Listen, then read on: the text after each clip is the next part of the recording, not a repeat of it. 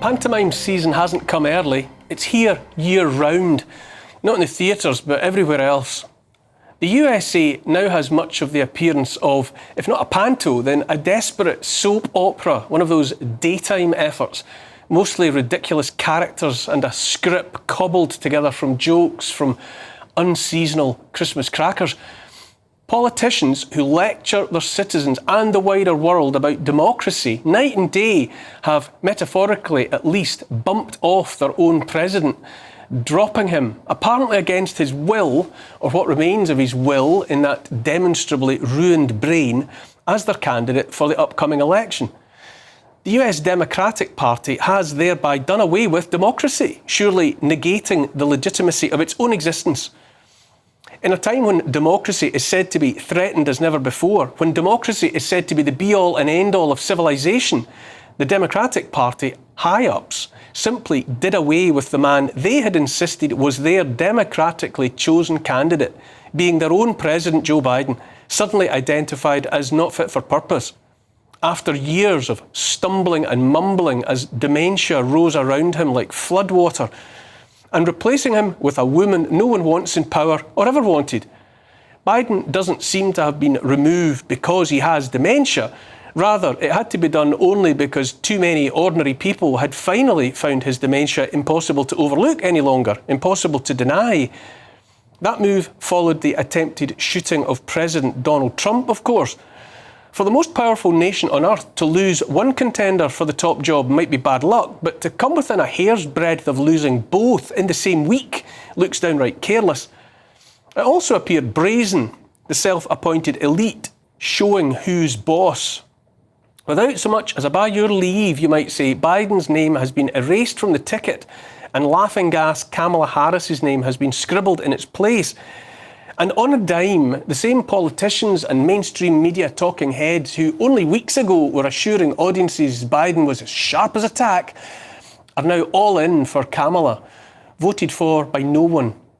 Commentators more seasoned than me have pointed out that if those events had unfolded in a country so-called Democrats didn't like, Russia maybe, they'd be shouting from the rooftops about a coup, which is effectively what it was. Whatever else, it all looks ludicrous, or perhaps downright sinister. The deep state, the Leviathan, whatever you want to call the entity running things, has had no option but to come to the surface where all can see it. It had to surface, in desperation perhaps, to carry out blatant acts of tyranny before sinking into the depths once more. That descent into the darkness, out of sight, might best be obscured, covered up by something eye-catchingly catastrophic. A world war, maybe. On the other side of the aisle, Donald Trump has announced as his running mate J.D. Vance, a senator from Ohio, a former Marine, a successful author and businessman, a lawyer, praised by union leaders for standing up for the workers.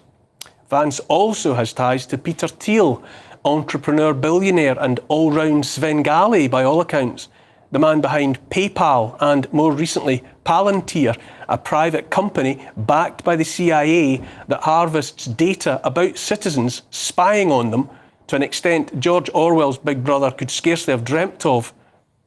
Vance and Trump have called for an end of the war in Ukraine, sure enough, but there's plenty more war where that came from, out with the old, in with the new. Israel's Prime Minister Benjamin Netanyahu received several ovations in the Capitol building in Washington this week in front of a joint session of Congress. Politicians, most of whom have undeniable ties to AIPAC, being the Israeli lobby. Netanyahu told Republicans and Democrats alike that the war in Gaza was America's war, as well as Israel's. He said that Iran is America's most radical and murderous enemy. He told protesters, many holding placards declaring him a wanted war criminal in reference to an arrest warrant sought by the International Criminal Court, that they were Iran's useful idiots. Whispers are already circulating that the so-called lone shooter in Pennsylvania, the jeans and t-shirt clad 20-year-old without an online presence or much of a past at all, who apparently came within a whisker of the killing that might have ignited a civil war in America. Speculation that he was an asset of, guess where? Iran. Anyone spotting a pattern here? As one war closes, another one opens, just in time. These are black days, bloody days. Is there anyone anywhere near the levers of power who prefers peace to war? Here in Britain, we've got the head of the army, General Sir Rowley Walker, telling anyone who'll listen that we have to be ready to fight Russia, China, Iran and North Korea, what he called an axis of upheaval in 3 years' time. War is peace, as we were told by the Uniparty in George Orwell's 1984. Also, freedom is slavery and ignorance is strength. Although Orwell meant it all as a warning, not an instruction manual.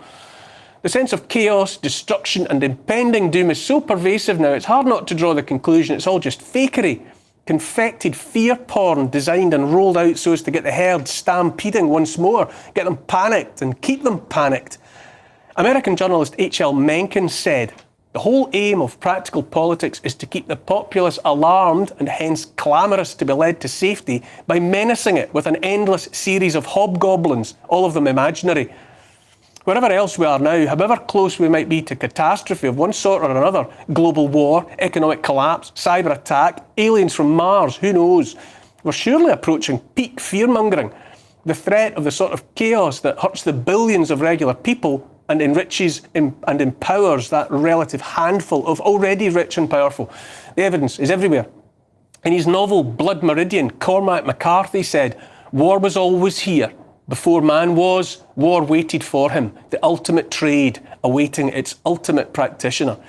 We have now, if not the ultimate practitioners of war, certainly the most enthusiastic and committed we've seen for a while. War in Ukraine has been going on for more than 2 years.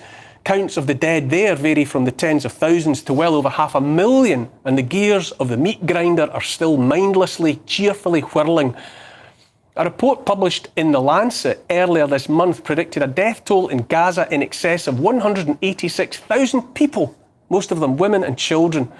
There are presently 45 armed conflicts in the Middle East and North Africa, 35 elsewhere in Africa, 21 in Asia, 7 in Europe and 6 in Latin America. The US has as many general officers in service today as it had during World War II, when its armed forces totalled 14 million fighting men. NATO's senior military figure, Admiral Rob Bauer, has urged a whole-of-society approach to war against Russia. Here in Britain and in the USA, politicians with a taste for war raise the spectre of citizen armies, which surely means, in the end, conscription for the citizens of both countries, our children. American Major General Smedley Butler was that nation's most decorated Marine when he died in 1940. He said war's a racket and always had been. He said it was the most profitable racket, the most vicious, in which profits are counted in dollars and losses in lives and bodies. And here we are in 2024, when some of the wealthiest and therefore the most influential people in the world, because money talks, a few people made wealthier beyond imagining in the last 2 or 3 years alone, a time that has seen the greatest transfer of wealth from poor to rich in history. When some of those people preach that there are too many people in the world anyway. Birth rates fall all around the world. Entire populations are failing to make enough babies even to continue their existences. And yet those among us with the loudest voices preach population reduction. The eugenicists, the Malthusians, those behind Agenda 2030, transhumanism and the like, are never far away and always anti-human to the marrow of their bones. War will cut the numbers efficiently in a single, hot, bright moment if the war hawks get their way and the nuclear missiles fly. The internet's awash with a meme bearing a quote attributed to Albert Einstein. Whether he said the words or not, the sentiment sounds about right. "I do not know with what weapons World War III will be fought, but World War IV will be fought with sticks and stones." Here's the thing. I heard someone say this week that when the Leviathan is exposed, it's because something somewhere has gone badly wrong with the plan. When the political elites in America have no option but to drop the mask and reveal themselves for what they are, what it's all about, which is power, it's only desperate measures to prevent that power slipping from their grasp.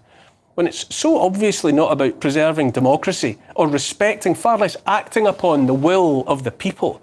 When their intentions are so barefacedly corrupt, when their ambition is so plain to see, when all roads lead to money and war, we must ask, again, what are we supposed to be contemplating sending our children off to war to fight for?